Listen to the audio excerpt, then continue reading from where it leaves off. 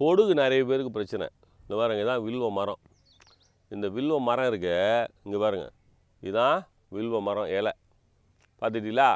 இதை இப்படி பறிச்சிக்க வேண்டியது. 2 இலையை பறிச்சிக்கணும்.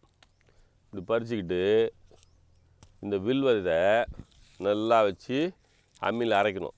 இது கூட கொஞ்சம் கருஞ்சீரகம் போட்டுக்கணும். ஒரு நல்ல கைப்பிடி அளவுக்கு வில்வ இலை, கருஞ்சீரகம். இந்த கருஞ்சீரகத்தையும் போட்டு நல்லா அம்மியில் அரைக்கணும். அம்மியில் அரைச்சி தலையில் தடவணும். நல்ல தலையில் பெண் பிள்ளைகளுக்கு தான் நிறைய இருக்கும். ஃபுல்லாக கூந்தல் முழுக்க நல்லா தடவிடணும். ஆண் பிள்ளைகளுக்கும் சரி.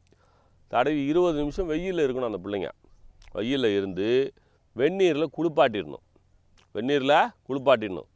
2 குளியல்லையே ஒரு 4 நாள் விட்டு ஒரு குளியல் பண்ணிங்கன்னா 2 குளியல்லையே சரியாக போயிடும். என்னதில்? பொடுகு, வில்வ இலை, கருஞ்சீரகம். சரி, இந்த வில்வ இலை இன்னொன்றுக்கு எதுக்கு பயன்படுதுன்னு பாருங்கள். இது உஷ்ணத்தை தணிக்கக்கூடியது.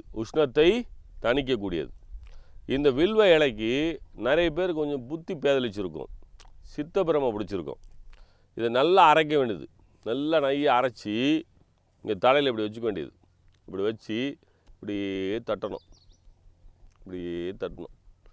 இப்படி ஒரு 5 நிமிஷம் இப்படி தட்டணும்.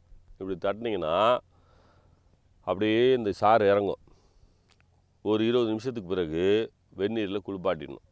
ஒவ்வொரு வாரமும் ஆண் பிள்ளையாக இருந்தால் சனிக்கிழமையும், பெண் பிள்ளையாக இருந்தால் வெள்ளிக்கிழமையும் இந்த வில்வத்தை தப்பளம் பண்ணி குளிச்சுட்டு வந்தோம்னா சித்தம் கிடைக்கும்.